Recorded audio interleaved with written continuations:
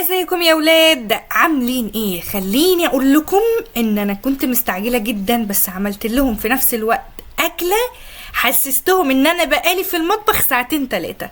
تعالوا اوريكم. انا جبت باكيتة شريمب، هعمل لكم منها 4 او ممكن كمان 5 انواع. خلوني اقول لكم. اول حاجه كنت جايه متاخره زي ما انتم ما شايفين، يعني منظر لا يرثى بها. ايه اسهل وجبه ممكن نعملها؟ طبعا هي الاسرع الشريمب.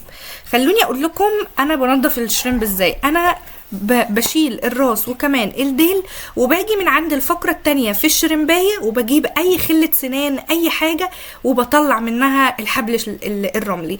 ممكن على فكرة يبقى الحبل الرملي بتاعها مش لونه اسود، ممكن يبقى شفاف. خليني اجرب لكم، وقلت لكم ان هي من الفقرة التانية بالظبط، يعني تعدي 1 2 هتطلعيه باي حاجة رفيعة عندك وهيطلع معاكي بكل سلاسة، وكمان مش هيتقطع ولا اي حاجه.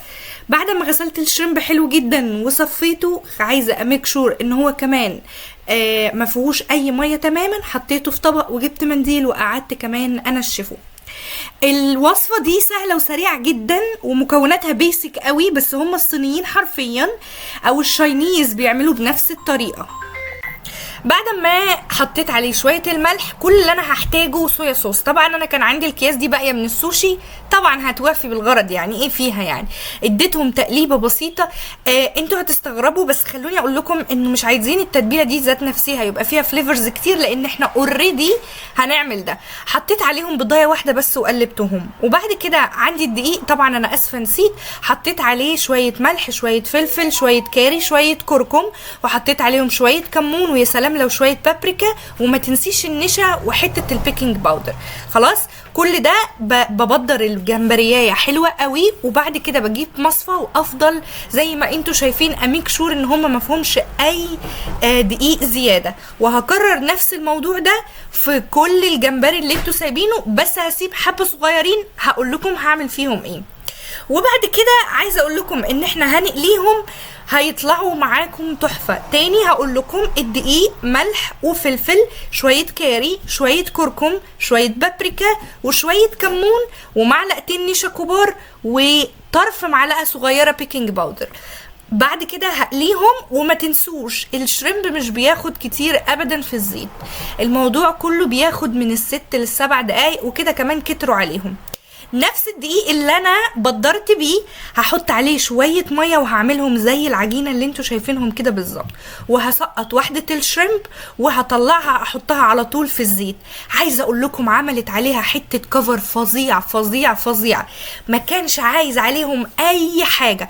وهاخد ده اذا ان هو صنف لوحده وهركنه على جنب. بصوا بينفخ بطريقه فظيعه، وبيبقى عامل زي كانكم بتعملوا بالظبط زلابيه. وعلى فكره مش بيبقى جواه عجينه خالص خالص خالص. هيطلع معاكم حلو، عيالكم بجد هيحبوها بالطريقه دي قوي.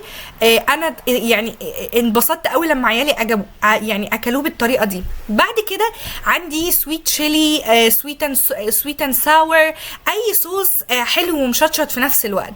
هجيب طاسه وهحط عليهم وهسخنه، بس يا دوبك اديله تقليبه كده تسخينه، وهنزل عليهم بالشريمب. في طريقه تاني بس انا اسفه جدا انا نسيت اصورها، عبارة عن في طاسة برضو هنحط عليهم شوية زبدة، شوية توم، وشوية بارميجان تشيز، وبعد كده هنزل عليهم بالشريمب. انا المفروض ان انا عاملة طبق من الاطباقة دي في الطبق الكبير، بس للأسف اكتشفت ان الكاميرا مش بتصور. ممكن كمان تعملوا نفس الطريقة. الطاسة هنحط عليهم شوية بافلو او شوية باربيكيو، ويدوبك يتقلبوا تقلبتين وهيبقوا جاهزين. وصفة سريعة، وصفة بسيطة. عملت جنبيهم رز اصفر بس من باكت واحدة، بس عملت لهم 3 أو 4 انواع شريمب زي ما انتوا شايفين. حابة اسمع رأيكم في الكومنتات. ايه رأيكم في الوصفة دي؟ حسستهم ان انا بقالي كتير قوي بعملهم. عايزه اقول لكم يعني ابهروني بجد برايهم. ممكن تجربوا نفس الطريقه دي وهعملها لكم في الوينج كمان بنفس الطريقه. حلو قوي انكم انتوا بتعملوا ممكن وصفه بس بكذا صوص تلعبوا فيها. قولوا لي ايه رايكم في الكومنتات، واشوفكم في وصفات تاني سريعه وبسيطه مع صندوره الاموره.